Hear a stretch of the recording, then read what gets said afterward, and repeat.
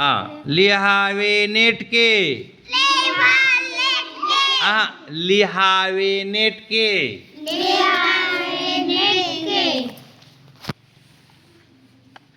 ऐक वाच. राघव. आता बघ, राघव पशी या ठिकाणी स्वल्पविराम, याला काय म्हणायचं? स्वल्पविराम. मग तिथं थोडा विराम घ्यायचा, आराम करायचा बोलताना. राघव,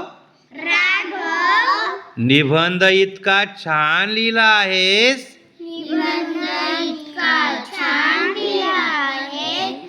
पण किती खाडाखोड. अक्षरही किती खराब. प्रश्नचिन्ह आहे ना? हा. आई एवढी गोल गरगरीत चपाती कशी लाटतेस?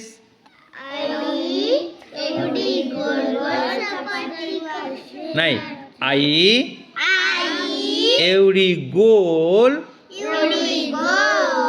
गरगरीत. गोल गरगरीत. गोल गरगरीत असतं. गोल एकदम गोल, त्याला म्हणायचं गोल गरगरीत. एकदम गोल गरगरीत पापड आहे.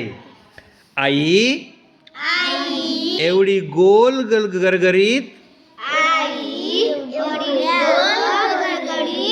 चपाती कशी लाटतेस? वाटते का लाटते? हा. अरे राघव, सरावानं सारं जमतं. मी सुद्धा छान लिहिण्याचा सराव करतो.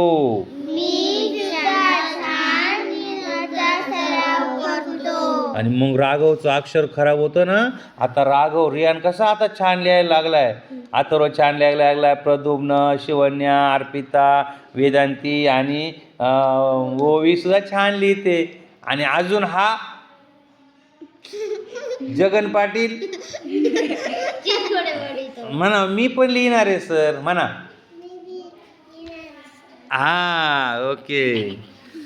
मग 15 दिवस त्यांनी सराव केला बरं का. त्यांनी पाहिलं का आई गोल गोल गरगरीत चपाती करते, एवढी छान चपाती करते.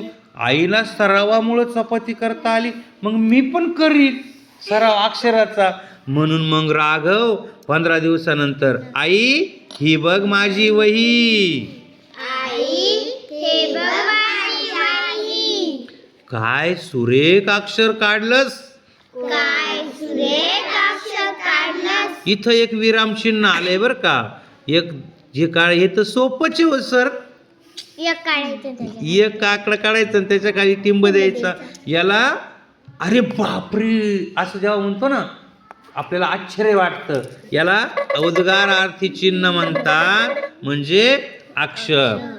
भरपूर सराव केला असं वाटतं. खरंच आई, तू म्हणालीस ते खरं आहे. सरावानं सारं जमतं. शाबाश. आता नवीन शब्द शिकू. सुरेख म्हणजे छान. सराव म्हणजे पुन्हा पुन्हा प्रयत्न करणे. रेश्मा बर्वे यांनी हा धडा लिहिलाय.